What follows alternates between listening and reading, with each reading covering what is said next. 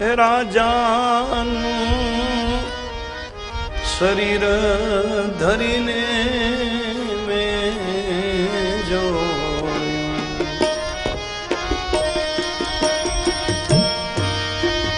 નહોતો મારે ધન કેરો પાર, રાજાનું શરીર ધરીને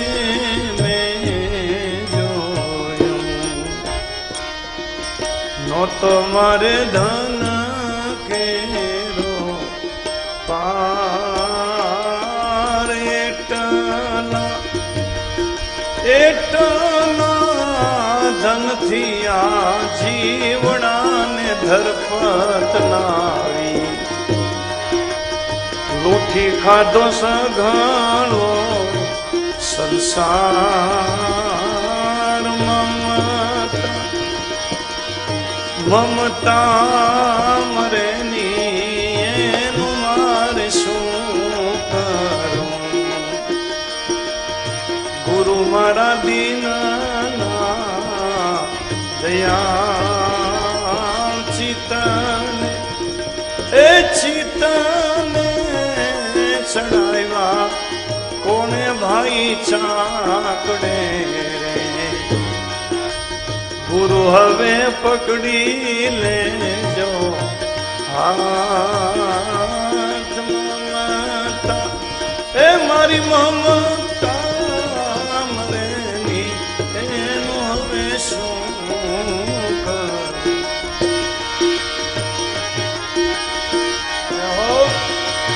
એક જોગીનો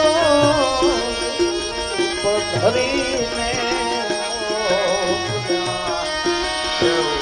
આલો કે લીધો સગળો સંસાર, યોગીનો રૂપે હરિયેનો મોટે લીધો સગળ સંસાર, આટલા કે ધમે રે મન મારાજી,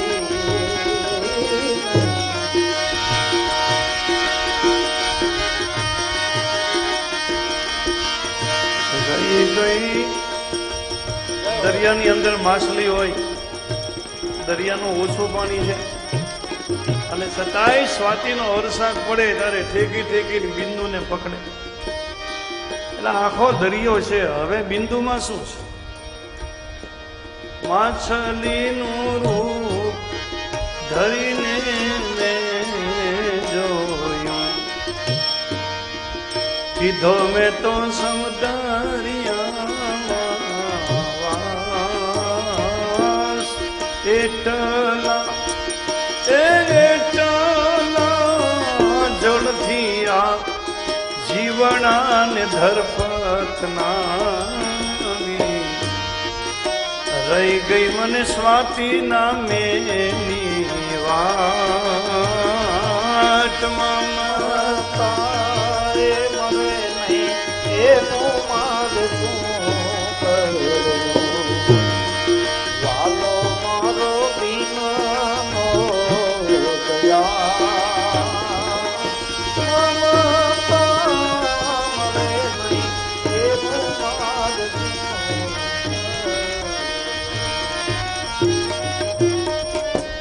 સંસારના કોઈ પદાર્થ મારા ને તમારા મનને સુખી કરી ન શકે, કારણ કે સંસાર જડ છે, મન છે ને એ આત્માનો છોર છે. દોડાવી છે મનને, આ લઈ આવ, તે લઈ આવ, આને મળી આવ, ફલાણાને મળી આવ, અને મન સીધું દોડીને જાય એ સામી વ્યક્તિ કે સામા પદાર્થ સાથે અથડાય. હવે સંસાર તો જડ છે, મન જેવું અથડાય અને મનને જે જોઈએ એ નથી મળતું, એટલે વળી મન પાછું આવે અને થોડાક દુઃખ સાથે આવે. ખરેખર મારા ને તમારા મનને સાચા સુખની ખોજ છે, આત્મ સુખની. સંસારમાં કોઈ સુખ નથી. હું ને તમે મનને દોડાવ્યા કરી, કોઈ દી વિશ્રાંતિ આપતા નથી. અને યુગોથી મારું ને તમારું મન દોડે છે. એટલે દોડતા દોડતા મન મારું ને તમારું એવું દુર્બળ થઈ ગયું છે કે હવે આમ નાનો એવો માયાનો ઝટકો સહન ન થાય. સેજ હવા આવે તોય મન ધ્રુજા કરે, કંપરી આવ્યા કરે. કારણ કે મનને ખોરાક જ નથી આપ્યો, કોઈ દી ધ્યાન નથી કર્યું, કોઈ દી મનને વિશ્રાંતિ આપી નથી. રાત ને દિવસ મારું ને તમારું મન દોડતું હોય. રાત્રે જાગી તારે દોડાવીને, રાતે સપનામાં દોડાવી. કેટલો કચરો કેટલો હશે, વિચાર તો કરો. કે આખો દી વિચાર કર્યા કરી તોય વિચાર ખૂટે નહીં, અને સૂઈ જાય તારે સપના દ્વારા પાછા વિચારો બહાર નીકળી જાય. એ મેન તમે કેટલો કચરો અંદર વ્યો છે.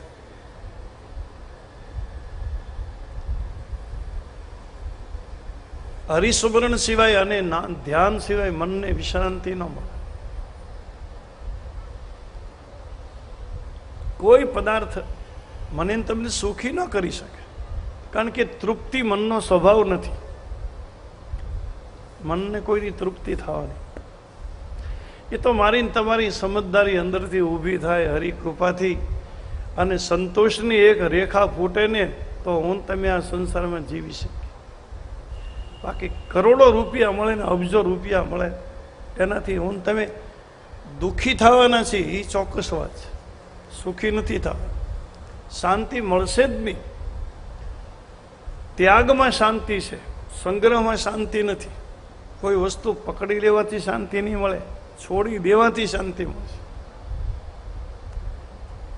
જેટલા બને એટલા હું તમે એમાંથી નિવૃત્ત, તો શાંતિનો અનુભવ થાય. બાકી તો તમે જાજુ પકડો તો જાજી ઉપાધિ ઊભી થાય. ઉત્તાનપાદ રાજા સુરુચિને આધીન છે. આ જીવ ભોગને આધીન છે. યોગ નથી ગમતો એટલે સુનીતિને દૂર રાખે છે. હવે બેયના દીકરાનું નામ, એકનું નામ ઉત્તમ છે, સુરુચિનો દીકરો. ઉત્તમ એટલે શ્રેષ્ઠ થાય, પણ ઉત્તમનો અર્થ અહીં શ્રેષ્ઠ નથી કર્યો. ઉ એટલે નજીક ને તમ એટલે અંધકાર. જે ભોગમાં ડૂબેલા રહે છે એને અંધકાર યોની પ્રાપ્ત થાય. ભોગનું ફળ અંધકાર છે. અંધકાર યોની એટલે પશુ પંખીની યોની. પશુ પંખીના શરીરમાં વિવેક નથી, અંજવાળું નથી. પશુ પંખીનો શરીર છે, જન્મ છે, એ અંધ યોની છે. ભોગમાં ડૂબેલા હોય ને એ પછી એ બી બધી અંધકાર યોનીમાં જાય. યોગ જે પાળે અથવા તો નીતિથી રહે, ધર્મની મર્યાદા સમજીને રહે, તો એને જે ફળ મળે એ ધ્રુવ મળે. સુનીતિનો દીકરો ધ્રુવ છે. હવે સુનીતિ રાણી તો દૂર રહે છે, રાજા એને દૂર રાખે છે. અપ્રિય રાણી છે. સુરુચિ રાણી પ્રિય છે, રાજા એની સાથે રહે છે. એકવાર રાજા સિંહાસનમાં બેઠેલો અને સુરુચિ રાણીના દીકરા ઉત્તમને ખોળામાં બેસાડ્યો. સુરુચિ રાણી સામે બેઠી છે. હવે આમાં ધ્રુવજી રમતા રમતા આવી ચડ્યા. 5 વર્ષના ધ્રુવજી, બાળ સહજ સ્વભાવ છે. ધ્રુવજીએ જોયું કે ઉત્તમ મારા પિતાના ખોળામાં બેઠો તો હું અહીંયા બેસું. બાળકોને તો થોડીક દેખાદેખી હોય, નિર્દોષ દેખાદેખી. એટલે બાળ સહજ સ્વભાવથી ધ્રુવજી કીધું, પિતા મને બેસાડો, મને બેસાડો. હવે રાજાને મન બે દીકરા સરખા હતા. રાજાને કોઈ ભેદભાવ નહોતો. એટલે રાજા ઉત્તાનપાદ ધ્રુવને પણ તેડવા જાય, આમ નીચે નમીન. એક બાજુ ઉત્તમને બેસાડવો, એક બાજુ ધ્રુવને. બે બાળકો રાજી થાય. રાજાનો આ ભાવ. પણ તકલીફ ક્યાં હતી કે રાજા રાણીને આધીન હતો. ધ્રુવને તેડવા ગયા તો સુરુચિ ના પડી દીધી. એને ખોળામાં નથી બેસાડો, અને ધ્રુવનું અપમાન કર્યું. તું રાજકુમાર નથી, તું દાસીપુત્ર છો, તારા પિતાની ગોદમાં બેસવાનો તને અને ઘણા કડવા વચન કીધા. અને આ કથા સતયુગની છે. ઉત્તાનપાદ રાજાની કથા સતયુગની છે. એટલે આ બીમારી છે એ બહુ જૂની બીમારી છે. આ નવો રોગ નથી. એટલે આપણે કઈ આમાં બહુ ઉપાધિ કરવા જેવું નથી. પછી તો ત્રેતા યુગમાં દશરથજી કૈકેયીને આધીન હતા.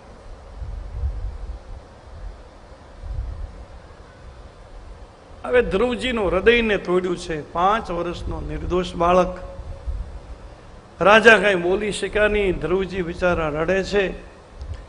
એક નિર્દોષ હૃદયને તોડ્યું છે. ધ્રુવજી રડતા રડતા એની માતા આગળ જાય છે. બાળક તો નિર્દોષ હોય, આપણે મોટા મોટાને કદાચ કાંઈ વાંધો હોય કે વિરોધ હોય તો મોટા મોટા એ સમજી લેવાય, એમાં વચ્ચે બાળકને માધ્યમ ન બનાવાય. આ તો અજ્ઞાની મહિલા છે. બાળકો તો બધા સરખા જ હોય, ગમે એના બાળક હોય. સૂફી સંતો તો એવું કહે કે ગમે એના રડતા બાળકને, પછી ગમે એનું બાળક હોય, એ રડતું હોય, તમે રડતા બાળકને તમે હસાવી દો ને એટલે તમારી બંદગી પૂરી થઈ ગઈ. તમારે મંદિરે જવાની જરૂર નથી, તમારી ત્યાં પ્રાર્થના પૂરી થઈ. એક રોતે हुए बालक को हंसा दिया जाए, बस हो गया भजन.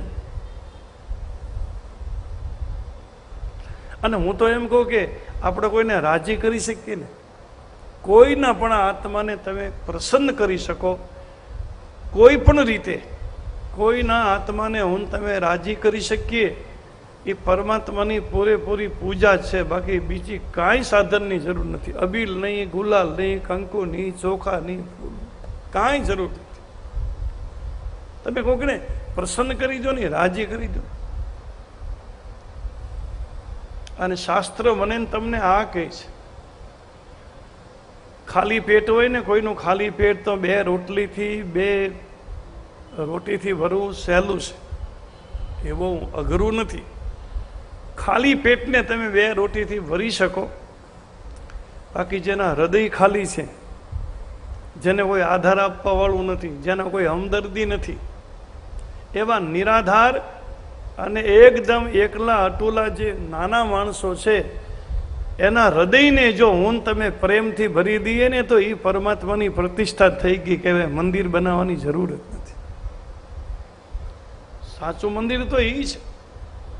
મારી ને તમારી બીજી કોઈ લાંબી યાત્રા નથી. આ તો ઠીક આપણે જઈએ છીએ એની નાય નથી, નહીતર માનવ તરીકેની મારી શું તમારી મારી ને તમારી યાત્રા. એક માણસ બીજા માણસના મન સુધી પહોંચી જાય અને સામા માણસના સુખ દુઃખને સમજી અને બને એટલો સુખ દુઃખમાં સહારો આપે ને તો ધર્મ અહીંયા સિદ્ધ થઈ ગયો. બાકી ધર્મ પોથીમાં નથી, ધર્મ મંદિરમાં નથી, ધર્મ કોઈ મઠમાં કેદ થયેલો નથી.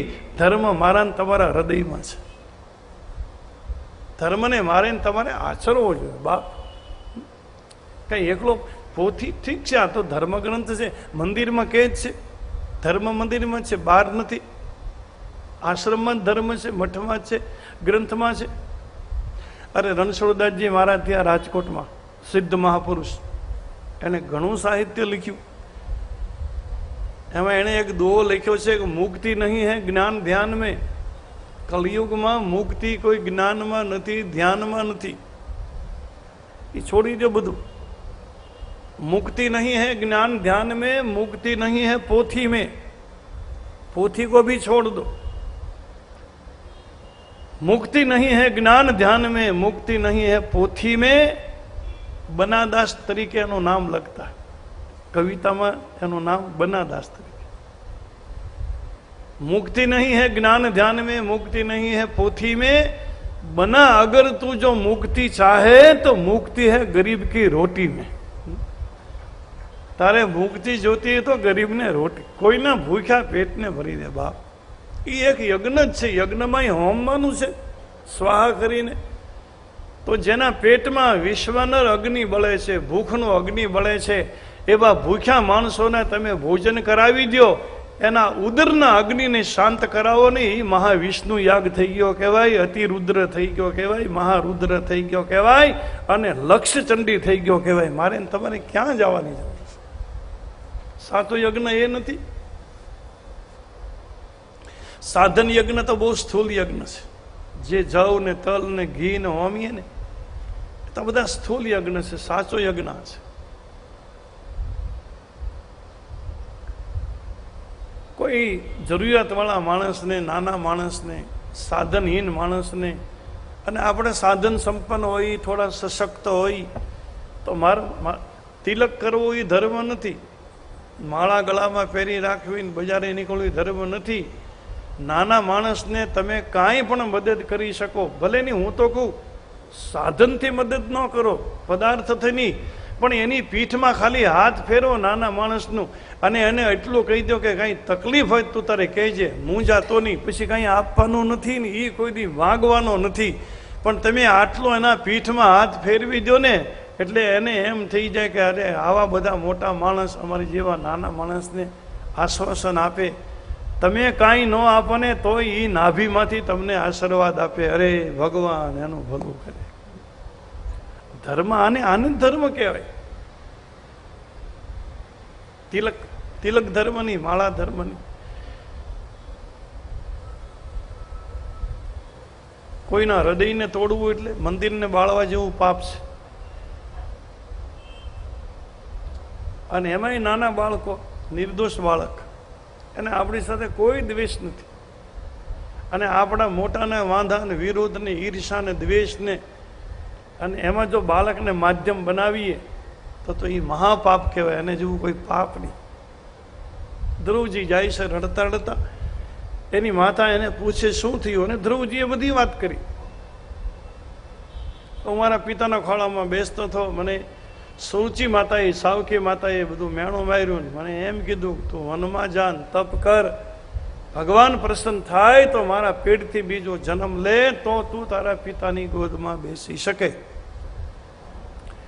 અને સુનિધિ માતાએ બધું સુલટું લીધું, અવળું ન લીધું. સુનિધિએ કીધું બેટા એમાં ખોટું શું કીધું?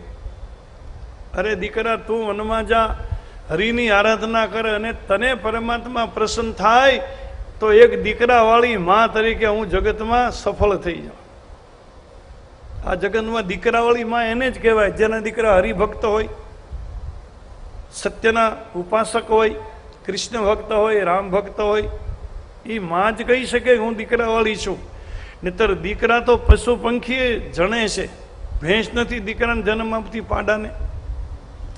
પ્રસૂતિનું પીડા સહન કરીને દીકરા જન્મમાં, પણ એ પ્રસૂતિની પીડા સહન એ માતાની સફળ થઈ ગઈ કહેવાય કે જેના દીકરા હરિભક્ત થાય, વિષ્ણુ ભક્ત થાય, એ માં ધન્ય થઈ ગઈ. એટલે સુનીતિએ બહુ સાચો ઉપદેશ આપ્યો કે તારા પિતાની ગોદમાં તું બેસ તો તારે ત્યાંથી નીચે ઉતરવું પડે, પણ હરિ જો તને પ્રસન્ન થાય અને એકવાર તું વિષ્ણુની ગોદમાં બેસી જાય ને પછી તારે ત્યાંથી કોઈ દી ઉતરવું જ ન. એ તો તારી સનાતન ને શાશ્વત જગ્યા છે. અને તું તો બેટા બાળક છો, તમને બાળકોને પરમાત્મા મળે, અમને હવે ભગવાન મળે નહીં, કારણ કે અમારી અંદર કચરા ઘણા હોય. તમારું તો વિશુદ્ધ અને નિર્મળ હૃદય હોય. વનમાં જવાની તો બેટા અમારી ઉંમર છે, છતાં મારે તને કહેવું પડે અને મોકલવો પડે. આ સંજોગો બધું કરાવે છે. પણ એક સન્નારી તરીકે, એક સદમાતા તરીકે દીકરાને જે સાચો બોધ આપવો જોઈએ ને એવો બોધ સુનીતિએ એના દીકરા ધ્રુવને આપ્યો. ધ્રુવજી તૈયાર થાય, સુનીતિ માતાને પ્રણામ કરી, માતાની પ્રદક્ષિણા ફરી અને જાય. ને સુનીતિએ કીધું બેટા મારો આશીર્વાદ છે, તારી હરિ ઉપાસના સફળ થાય. કાંઈ ખબર નથી, 5 વર્ષનો બાળક એક માતાના આશીર્વાદના વિશ્વાસે જાય છે. રાજમહેલથી નીકળી જાય ધ્રુવજી વનમાં. વિષ્ણુ ભગવાને નારદજીને કીધું કે તમે જાઓ, ધ્રુવનો નિર્ણય જાણી લો, ને ધ્રુવનો નિર્ણય સાચો હોય તો દીક્ષા આપી દેજો. અને નારદજી રસ્તામાં સામા મળ્યા, ધ્રુવને બધું પૂછ્યું. હવે બાળકો તો કાંઈ ખોટું બોલતા શીખ્યા ન હોય એટલે ધ્રુવે બધી વાત કરી દીધી. અમારા ઘરમાં આમ થયું ને મને સાવકી માતાએ મેણું માર્યું. એટલે નારદજીએ થોડી તો પરીક્ષા કરી ધ્રુવના નિર્ણયની. નારદજી કીધું કે એવું તો બધું મોટા ઘરમાં હાલ્યા જ કરે, તમારે છોકરાને કંઈ આવું બહુ મનમાં લેવાનું ન હોય.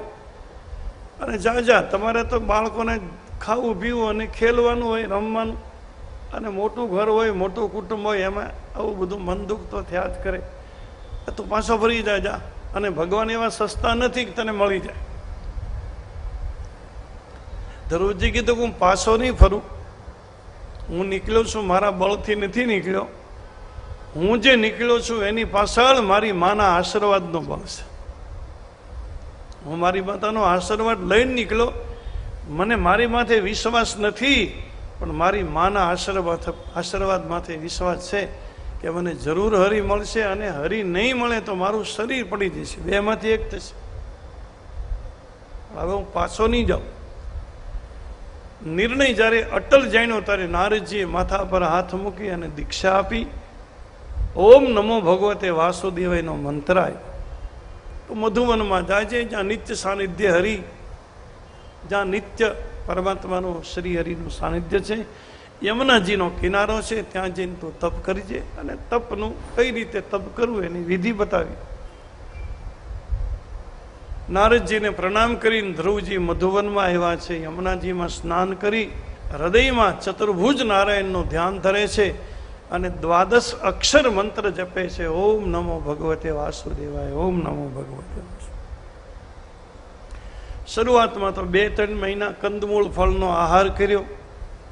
ધીરે ધીરે સાધના આગળ વધી અને ધીરે ધીરે આ આહાર છૂટ્યો છે, કંદમૂળ ફળ છોડ્યા છે, યમુનાજીનું ખાલી જળપાન કરે છે.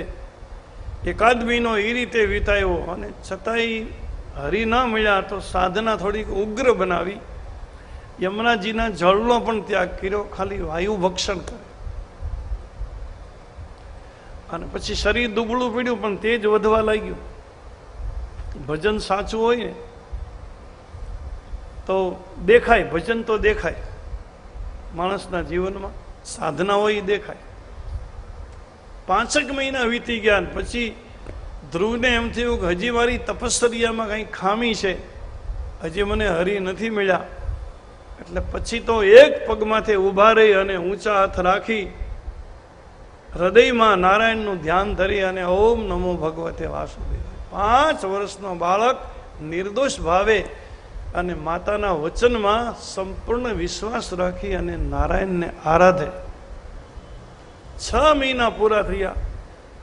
પરમાત્માને એમ થયું મારે જવું પડશે અને ધ્રુવને મળવું પડશે, ને હું જો ધ્રુવને નહીં મળું તો કાલ સવારે દુનિયામાં કોઈ દીકરાને એની મા માથે વિશ્વાસ નહીં થાય.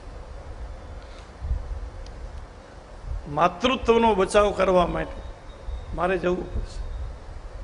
ભગવાન ગરુડ માથે સવારી થઈ અને ગરુડ ગામી આવ્યા છે. ધ્રુવજીની આગળ ભગવાન ઊભા રહ્યા. હવે ધ્રુવજીની આંખ બંધ છે. ભગવાનને એમ થયું કે આને જગાડવો કઈ રીતે. ભગવાનના હાથમાં શંખ છે. શંખથી ધ્રુવજીના ગાલનો સ્પર્શ કરે અને શંખમાં પ્રણવ મંત્રની ઉત્પત્તિ છે, ઓમકાર.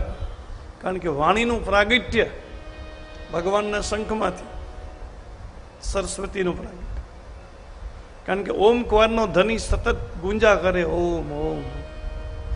હવે ધ્રુવજીના ગાલે શંખનો સ્પર્શ થયો અને ધ્રુવજી આંખ ખોલે તો હૃદયમાં જે ચતુર્ભુજ નારાયણનું ધ્યાન ધરે ને એ જ ચતુર્ભુજ એની સામે ઊભા છે. હવે ધ્રુવજી ભીણા નથી કઈ, એટલે એને કઈ સ્તુતિ આવડતી નથી. ધ્રુવજીએ ભગવાનને કીધું કે હું કઈ ભીણ્યો નથી, મને સ્તુતિ આવડતી નથી, તમે મારા મનમાં પ્રવેશ કરો અને મારી સુતેલી વાણીને તમે જગાડો અને હે હરિ તમારી સ્તુતિ તમે કરો. યોંત પ્રવિષ્ટ મમ વાચમિમામ પ્રસુપ્તા સંજીવ યક્ત શક્ત ધરે સ્વધામને અન્યાસ્ત હસ્ત ચરણા શ્રવણાદિગાદિ પ્રાણાન નમો ભગવતે પુરુષાય તુભ્યમ. યોંત પ્રવિષ્ટ મમ વાચમિમામ પ્રસુપ્તા. હે હરિ તમે મારા મનની અંદર સૂતેલી મારી વાણી જગાડો, તમારી કથા તમે કરો, તમારી સ્તુતિ. અને આ બહુ સાચી વાત છે. પરમાત્માની કથા પરમાત્મા કરે અને પરમાત્માની કથા પરમાત્મા સાંભળે. કારણ કે આની અંદર પરમાત્મા છે ત્યારે તો બોલાય છે, આત્મા છે એટલે તો બોલી શકીએ છીએ. આત્મા આમાં ન હોય તો બધું બેકાર. જીભ હોય તો એ ભલે, કાન હોય તો ભલે, અને આપણે સાંભળી શકીએ છીએ એ આત્મા છે તે સંભળાય છે, આત્મા ન હોય તો.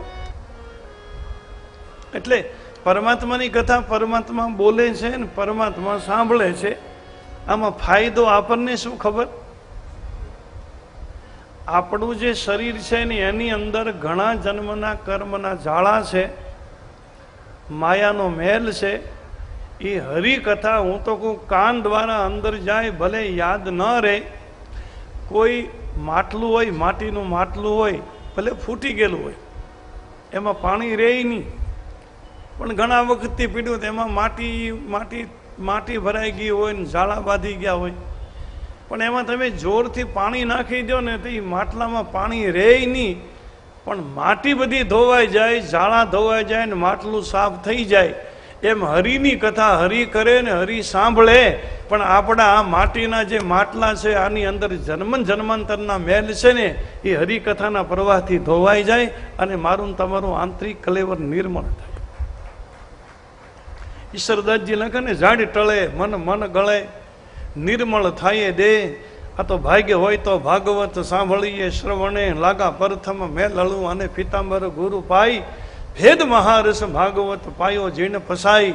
સરસત સહેને મેં જપા અને ગણપત લાગા પાઈ. ઈશ આરાધવા આ તો સદબદ્ધ કરો સહાય. ઝાડ ટળે અને મન મળ ગળે.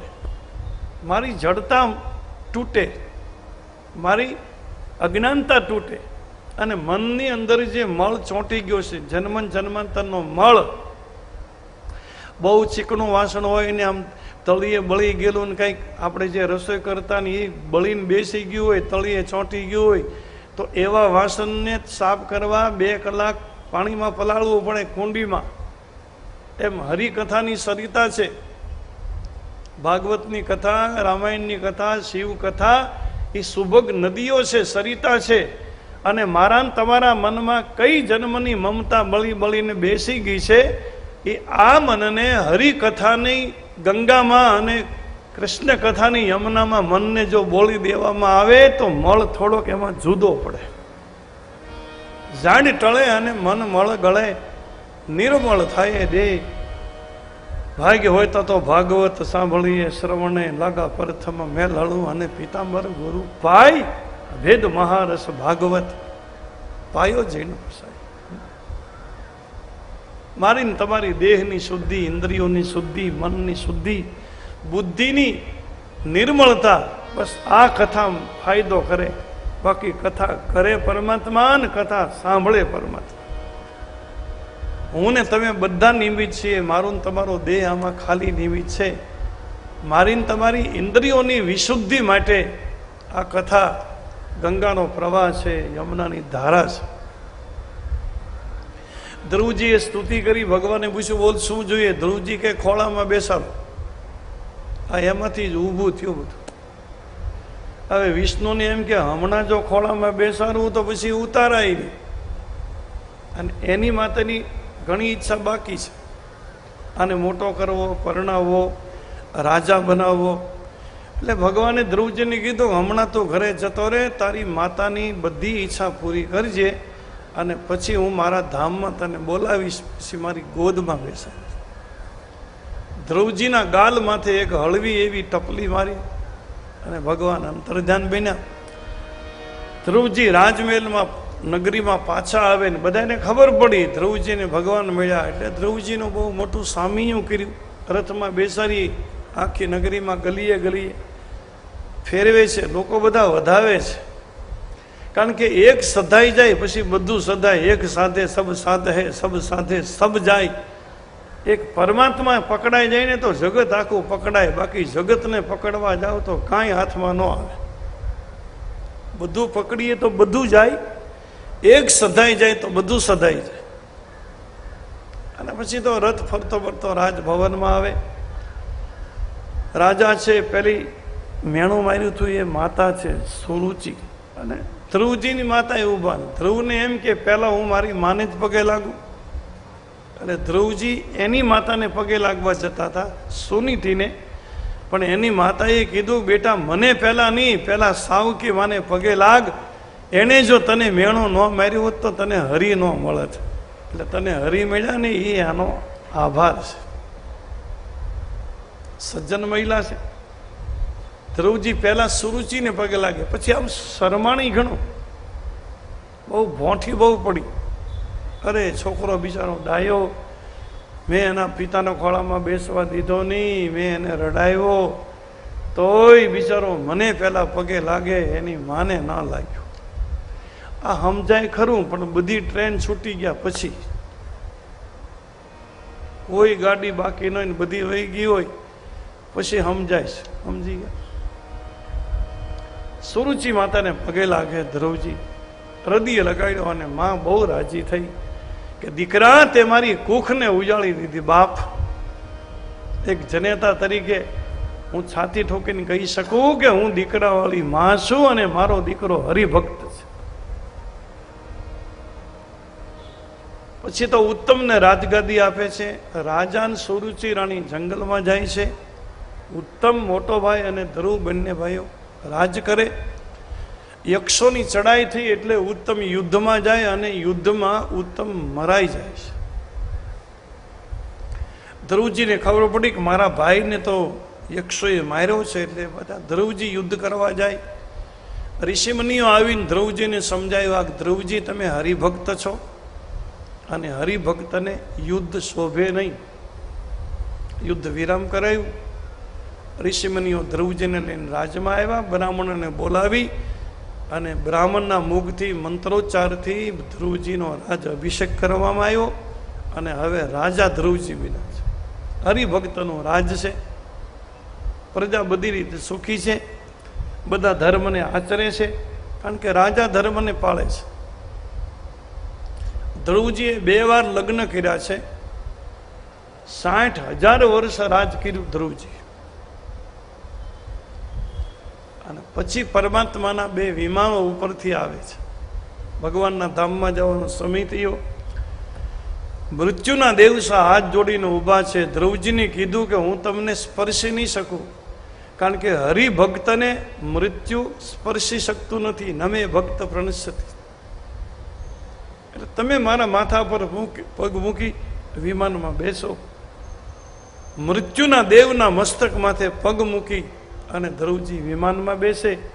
એક બીજા વિમાનમાં ધ્રુવજીની માતા બેસે અને બંને વિમાન વૈકુંઠ તરફ ગતિ કરે છે. પહોંચી ગયા વૈકુંઠમાં. ધ્રુવજી વિમાનમાંથી નીચે ઉતર્યા. ભગવાન ઊભા થઈ ગયા ભક્તનો સન્માન કરવા.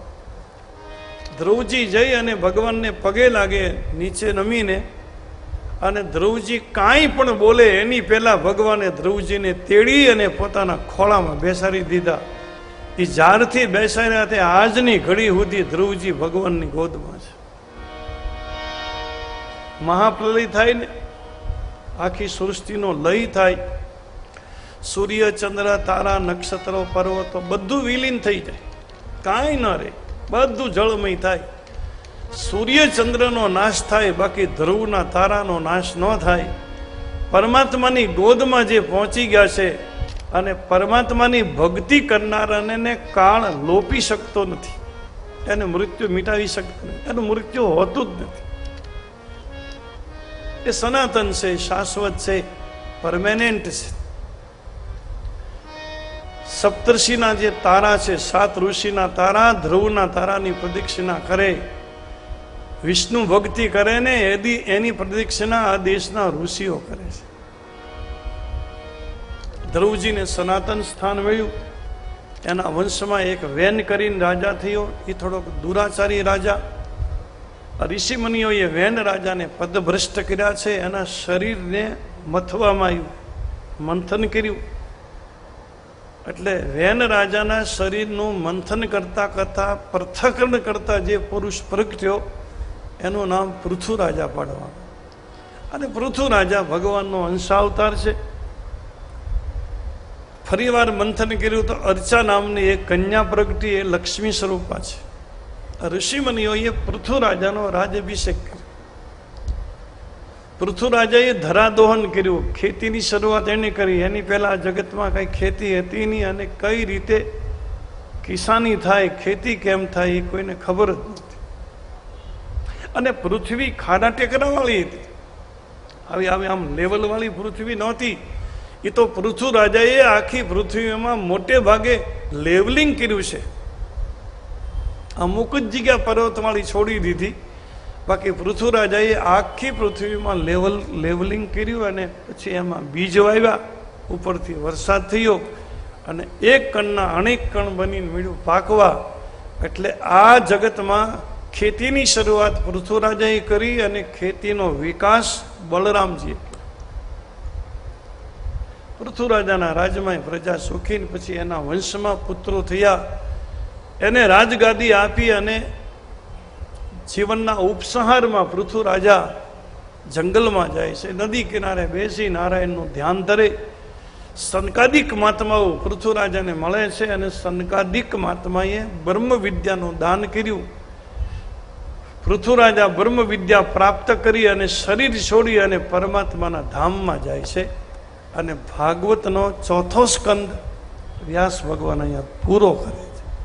બોલો કૃષ્ણ કનૈયા લાલ કી, દ્વારિકા. પાંચમા સ્કંદમાં મનુ મહારાજના બીજા પુત્ર પ્રિયવ્રત રાજા એના વંશમાં નિવૃત્તિ ધર્મના આચાર્યો થયા એની વાત છે. પ્રિયવ્રત રાજાના વંશમાં આંગધરી નામનો રાજા થયો.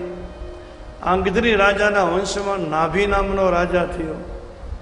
નાભી રાજાનું લગ્ન મેરુ દેવી નામની સ્ત્રી સાથે કર્યું અને એને ત્યાં 5 સંતાનો થયા. એમાં એક પુત્રનું નામ છે ઋષભદેવજી.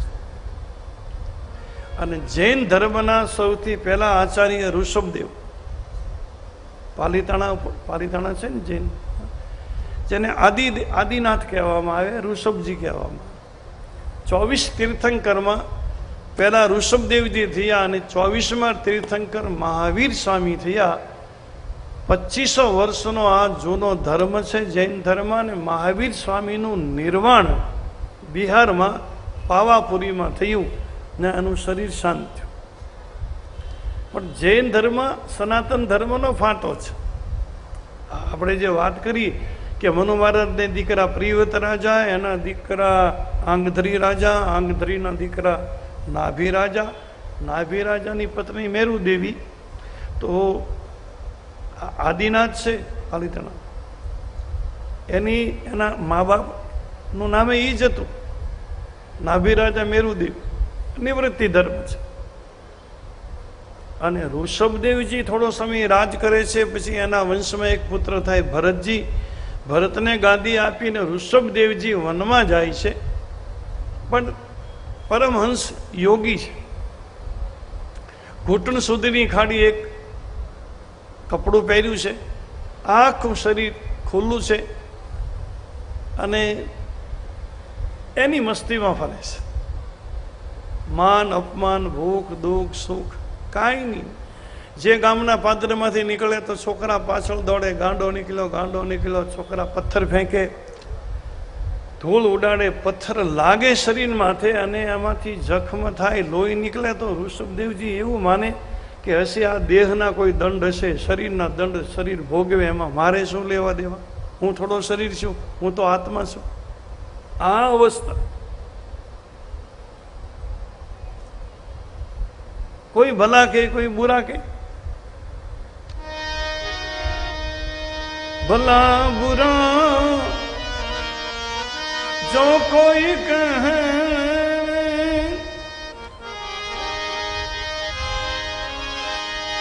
ध्यान न उस पे लगाता हूँ,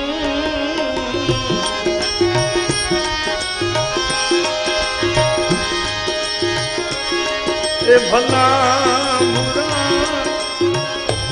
भला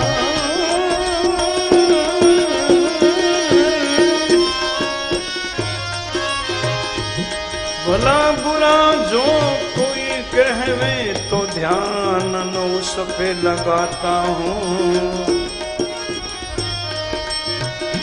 यारों में हूँ दास तुम्हारा, यारों में हूँ दास तुम्हारा, सबको शीश झुकाता हूँ, मस्ती में मैं मस्त बना हूँ, मस्ती में मैं मस्त बना हूँ, अब तो मैं मदमाता हूँ, બના હું.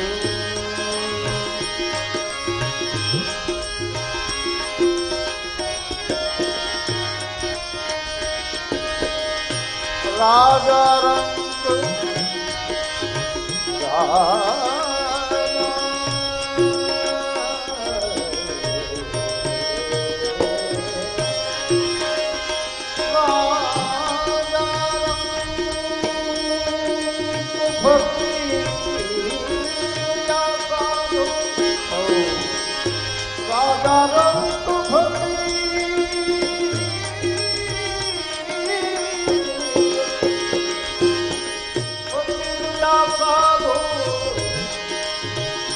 सबको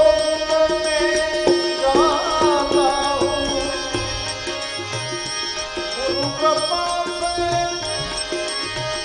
हाथ जोड़कर, गुरु कृपा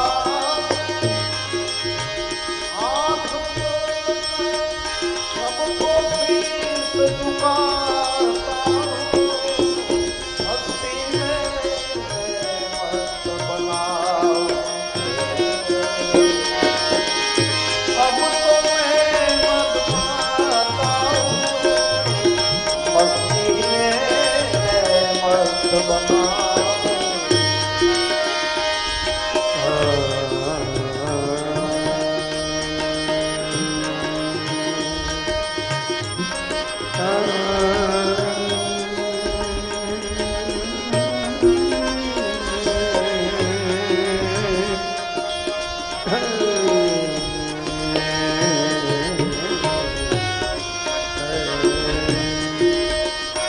अब्दुल सत्तार नाम है मेरा,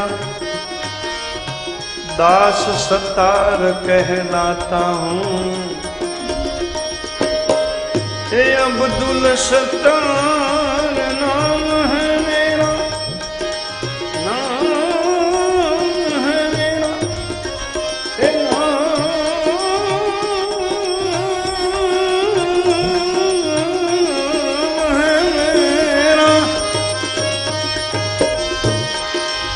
दास सत्तार कहलाता हूँ. मेरा मुर्शिद है रंगीला, मेरा सद्गुरु. मेरा मुर्शिद है रंगीला, अब तो मैं रंग राता हूँ. मस्ती में मस्त बना हूँ. झूठे झगड़े छोड़कर अब तो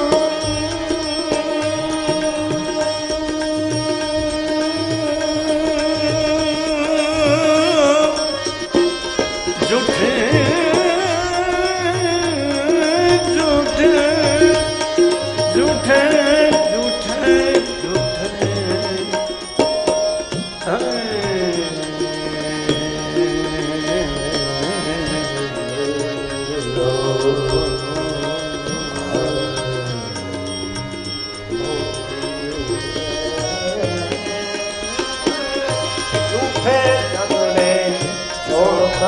अब तो हरि भजन को गाता हूँ. हरि भजन को गाता हूँ. मस्ती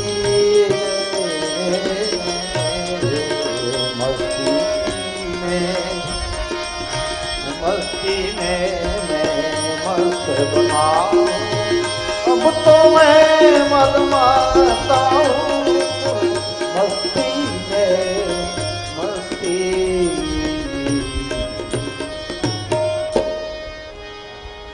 ઋષભદેવજી એની ભૂમિકામાં છે. બહુ પહોંચે હોય મહાપુરુષ, કોઈ જમવાનું આપે, કોઈના ઓટલા માથે બેઠા હોય તો ઋષભદેવજી જમે એની સાથે કૂતરું ખાય, કારણ કે એને સર્વત્ર હરિદર્શન. એવી ઊંચી ભૂમિકા. જંગલમાં જતા હોય છે અને એક કાંટાવાળા વૃક્ષની બાજુમાંથી નીકળે એટલે જે કપડું પહેર્યું છે ઘૂંટણ સુધીનો હવાને લીધે એનો છેડો આમ લહેરાય છે અને કાંટાવાળા વૃક્ષમાં એ કપડાનો છેડો ફસાય છે. ઋષભદેવજી ચાલવા ગયા અને કપડું શરીર ઉપરથી નીકળી ગયું અને પછી દિગંબર ફરે છે. જૈન ધર્મના બે ફાંટા છે ને, શ્વેતાંબર, દિગંબર. આગળ જાય છે. એક જંગલમાં સ્વયંભૂ આગ લાગી છે અને જંગલ બળે છે. ઋષભદેવજીને એમ કે હું તો સાધુ છું, મારે મારી ગતિને અટકાવવી ના જોઈએ, અને અગ્નિ બાળશે તો મારા શરીરને બાળશે, બાકી મારા આત્મા તો અગ્નિ બાળ. નૈનમ છદંત્રી શસ્ત્રાણી નૈનમ દહતી. બળતી અગ્નિમાં પ્રવેશ કરે અને ઋષભદેવનું શરીર અગ્નિમાં ભસ્મ થાય છે. એ જ વંશમાં ભરતજી થયા અને ભરતજી એના દીકરા રાજગાદી પર ભરતજી ગયા જંગલમાં ગંડકી નદી કિનારે તપસ્યા કરે.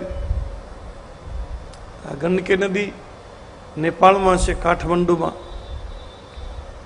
દામોદર કુંડથી નીકળે છે ગંડકી નદી, જ્યાં વિષ્ણુ ભગવાનનું એક મંદિર છે. અને ગંડકી નદીના બધા પથ્થર શાલિગ્રામ છે. ગંડકી નદીના જે પથ્થરા છે એ વિષ્ણુ સ્વરૂપ છે, અને નર્મદાજીના જેટલા કંકર છે એ બધા શંકર છે. મેં તો મહાપુરુષોના આગળથી એવું પણ સાંભળ્યું છે કે નર્મદાજીના શંકર અને સ્ફટિકના શિવલિંગ હોય એની પ્રાણ પ્રતિષ્ઠા કરવાની જરૂર નથી, એ સ્વયં પ્રતિષ્ઠિત જ હોય, એ સિદ્ધ શિવલિંગ છે. સ્ફટિકના શિવલિંગ હોય અને નર્મદાના શિવલિંગ હોય એની પ્રાણ પ્રતિષ્ઠા કરવાની આવશ્યકતા જ નથી. અને ગંડકી નદીમાંથી જે શાલિગ્રામ મળે એ શાલિગ્રામની તમે વિધિવત પૂજા કરો તો તમને રોજ સવાભર સોનું આપે શાલિગ્રામ. અમે હમણાં જઈ આવ્યા પણ એવું કોઈ શાલિગ્રામ મેળ પીડ્યો નહીં. પણ બધા શાલિગ્રામ નથી આપતા, એવું મહાપુરુષોનું એવું સંશોધન છે. એ મોટા તપેલાને તળિયે શાલિગ્રામને પધરાવો, 2-5 બાલદી પાણીથી તપેલું આખું ભરી દો, પછી તુલસીનું પત્તું એ પાણી ઉપર મૂકો ને તુલસીનું પત્તું તરતું હોય અને તપેલાના તળિયેથી જે શાલિગ્રામજી એની મેળે ઉપર આવી અને તુલસીના પત્તાને પકડી લે, એ શાલિગ્રામની જો પૂજા કરો તો એ સવા સોનું આપે. ભરતજી ત્યાં સાધના કરે છે, ઓમ નમો ભગવતે વાસુદેવનો મંત્ર. વહેલા 3 વાગે જાગે છે, છાતી સુધી નદીના જળમાં ઉભા રહી સૂર્યોદય સુધી ગાયત્રી મંત્ર જપે.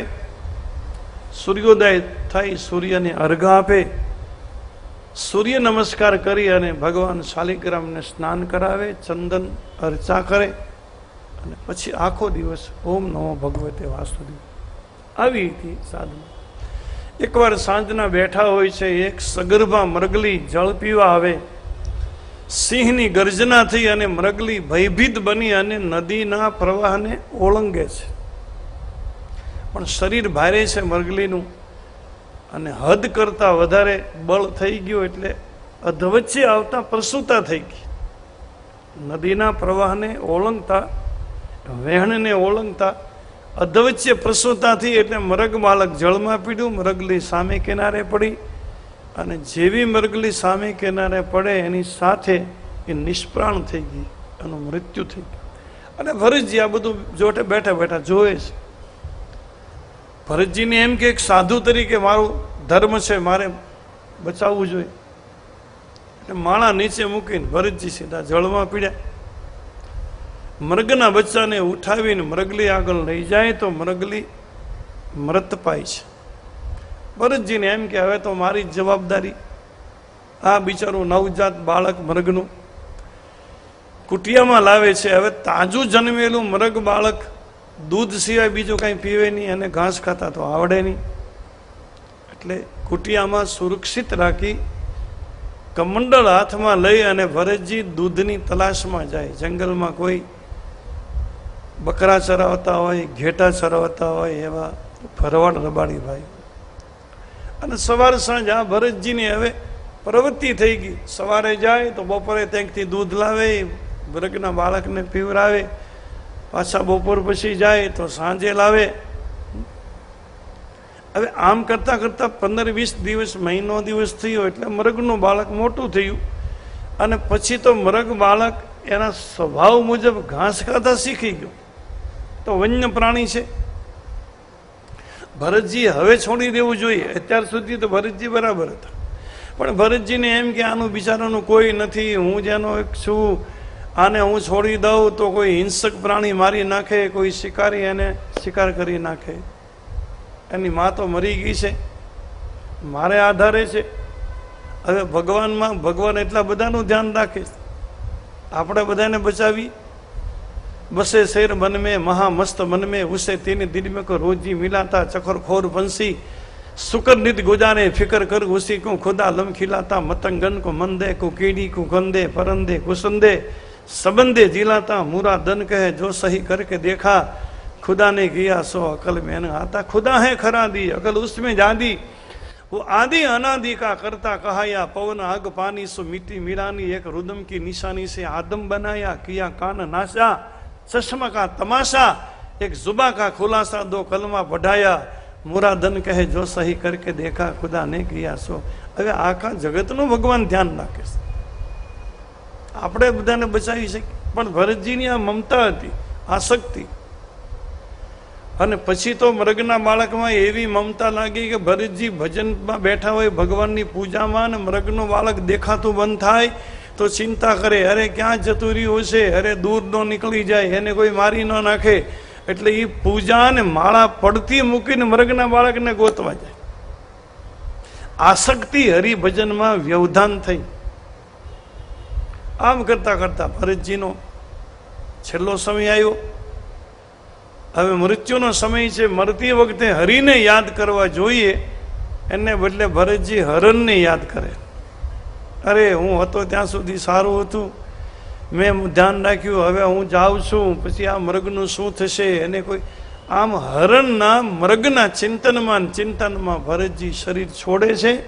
અને પરિણામે ભરતજીનો બીજો જન્મ મૃગના શરીરમાં થાય છે. અંત સમયે મારું તમારું મન જેમાં ફસાયું હોય એનું મને તમને બીજું શરીર મળે. સૂક્ષ્મ વાસના પુનર્જન્મને નિમિત્ત બને છે. આ મૃગના શરીરમાં ભરતજીને ખબર તો હતી કે આ મારી પોતાની ભૂલ છે.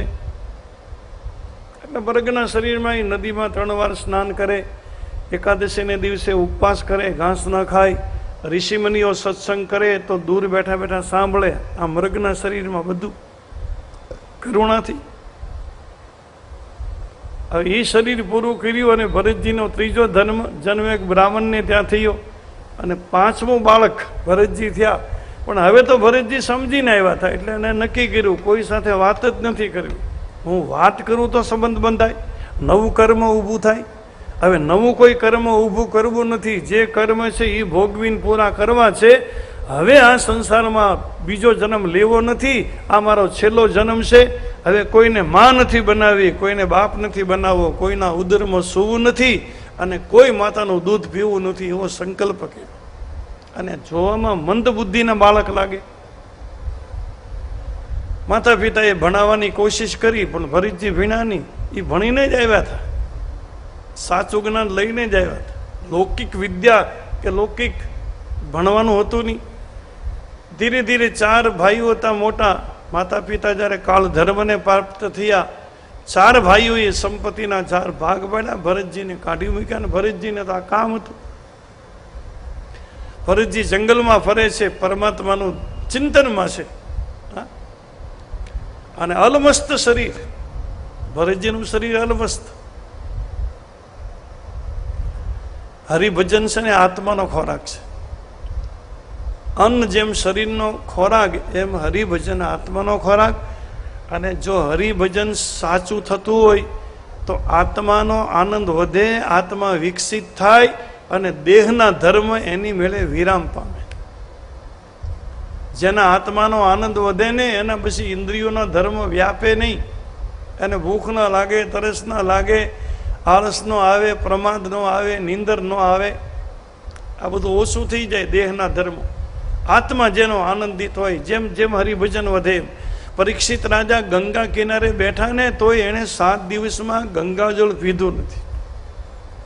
બીજી બધી વાત તો દૂરની, ફલાહારની ને, પણ ગંગાજળે પીધું નથી. સુખદેવજીએ કીધું હતું કે તારી ઈચ્છા હોય તો હું કથાને બંધ રાખું, તારે કાંઈ જળ ફળ લેવા હોય તો. રાજા તારે પરીક્ષિત રાજાએ કીધું કે જે માણસ અમૃત પીતો હોય એને જળ પીવાની ઈચ્છા ન થાય. મહારાજ, હું તમારા મુખથી ભાગવતનું અમૃત પીવું છું, મને જગતની કોઈ ઈચ્છા નથી.